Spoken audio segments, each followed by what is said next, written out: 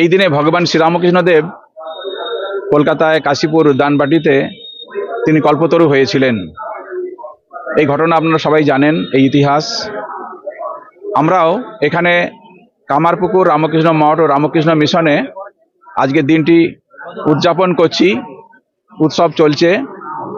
ভোরবেলা আমাদের মঙ্গল আরতি 4:30টার সময় মঙ্গল আরতি দিয়ে অনুষ্ঠান শুরু হয়েছে।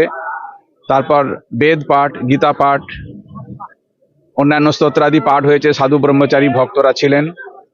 তারপরে ঠাকুরের ঘরের বারান্দাতে শ্রী শ্রী চণ্ডী পাঠ চলছে এখন, এবং মন্দিরেতে শ্রী রামকৃষ্ণ দেবের মা সারদা দেবী, স্বামী বিবেকানন্দ, তাদের বিশেষ পূজা হয়েছে। এখন হোম হচ্ছে, যজ্ঞ যেটা বলা হয়েছে, হোম হচ্ছে, এবং সকাল থেকে ভজন চলছে, এবং এখন ধর্মীয় পাঠ ও আলোচনা চলছে।